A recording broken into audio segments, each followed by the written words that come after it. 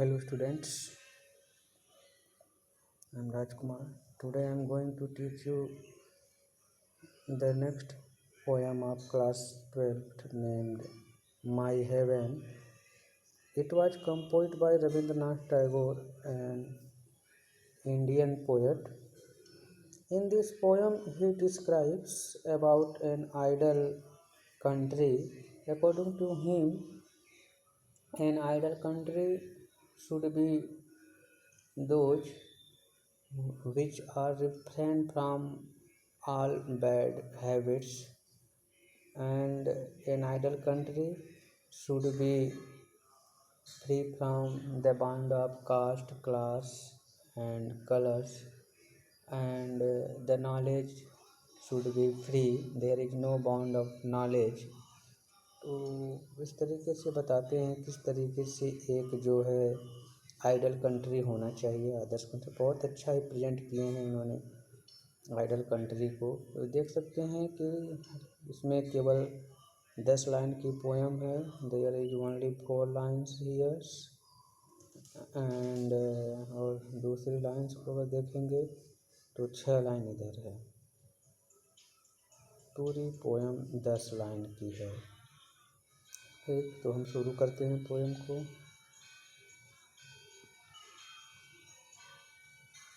Where the mind is without fear and the head is held high, जहाँ पर करें को कल्पना कर रविन्द्रनाथ टैगोर जी की एक आइडल कंट्री, एक आदर्श देश वह हो सकता है जहाँ पर लोगों को भय न हो। There is no fear within the people of the country, the people live without fear. वे लोग जहाँ पर लोग बिना भय के रहते हों वो एक आदर्श कंट्री है।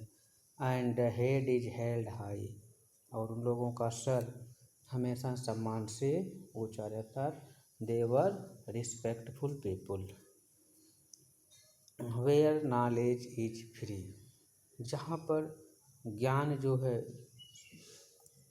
फ्री हो, अर्थात there is no bound of knowledge, ज्ञान पर कोई प्रतिबंध न हो।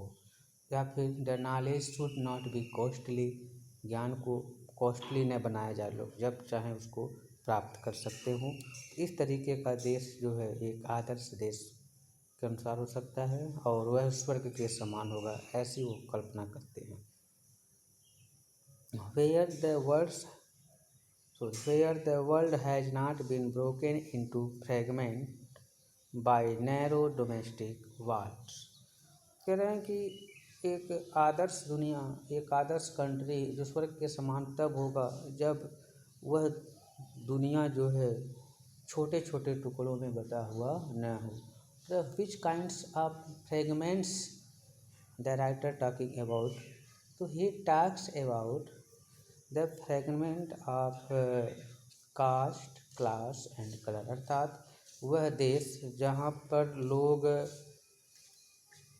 जाति, वर्ग तथा नस्ल भेद के शिकार न हों, इससे बटे हुए न हों, तो वह देश महान होता है या स्वर्ग के समान होता है। तो इस तरीके से इसमें वो बताते हैं कि किस तरीके से इसमें पूरा बताया गया है कि किस तरीके से कौन देश महान है, अर्थात वह जो उस देश में जहाँ लोग बिना भय के रहते हों, जहाँ लोग सम्मानित हों, जहाँ नॉलेज स्वतंत्र हो तथा जहाँ जाति, वर्ग तथा नस्ल भेद में बटे हुए न हों, वह देश स्वर्ग के समान महान है।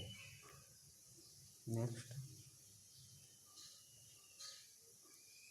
Where words come from the depth of truth, कह रहे हैं कि ऐसा देश जहाँ पर लोग हमेशा, the country where the people always speak the truth, वैसे देश जहाँ पर लोग हमेशा सत्य बोलते हैं तो वहाँ हमेशा महान होता है, स्वर्ग के समान होता है।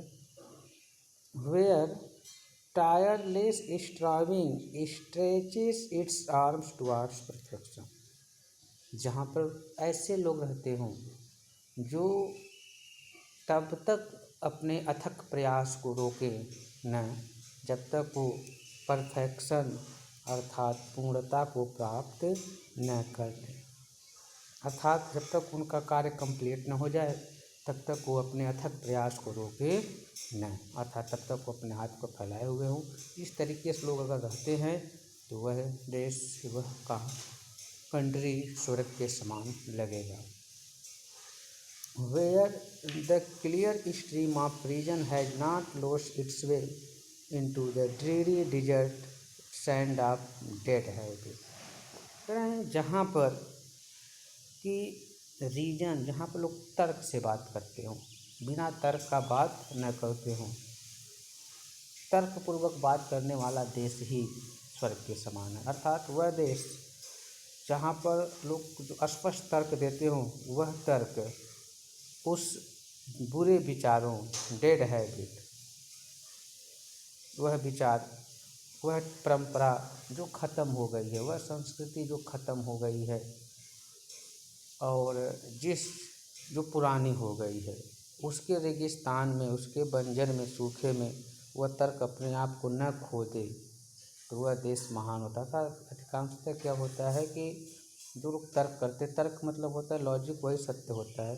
जो लोग तर्क करते हैं उनको क्या है कि झूठे परंपराओं में ऐसे चीज़ जो ख़त्म हो गया, जिसका कोई औचित्य न हो, उसमें उसको क्या कर देते हैं, खो देते हैं, समाप्त कर देते हैं। अर्थात वह देश जहाँ के लोगों के तर्क को दबाया न जाए झूठे हैबिटों में या फिर परंपराओं में, वह देश महान होता है। Where the mind is led forward by the into ever widening thought and action, into that heaven of freedom, my father, let my country ever। जैसे में देख सकते हैं डी मीन्स, डी यहाँ यूज किया गया है गॉड के लिए। तो कह रहे हैं कि जहाँ पर लोगों का दिमाग गाइड किया जाए, लोग अपने दिमाग का प्रयोग करें उस नियम के द्वारा जो ईश्वर के द्वारा बनाया गया। डी मीन्स गॉड, जो ईश्वर के द्वारा बनाया गया हो, ऐसे नियमों से लोगों का माइंड चले और वो सोचे भी ईश्वर के अनुसार, काम भी करें ईश्वर के अनुसार, वह देश स्वर्ग के समान होगा। फिर एक काम लास्ट लाइन में अपनी इच्छाओं को व्यक्त करते हैं, into that heaven of freedom, इस प्रकार के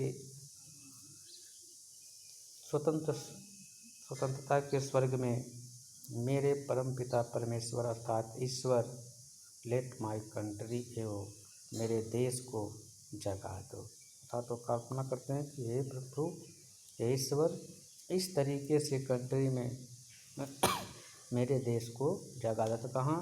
जहाँ पर लोगों को कोई भय न हो, जहाँ पर लोग स्वतंत्र रहते हों, जहाँ पर किसी प्रकार के जात नस्ल भेद का भेदभाव न हो, जहाँ पर नॉलेज फ्री हो, जहाँ लोग हमेशा सत्य बोलते हों, जहाँ लोग अथक प्रयास करने वाले हों, जहाँ पर तर्क से लोग बात करते हों और जो काम भी करते हों, सोचते भी हों ईश्वर के अनुसार, तो ऐसे देश की तरफ मेरे परमपिता परमेश्वर मेरे देश को बढ़ा दो, ऐसी वो कल्पना करते हैं।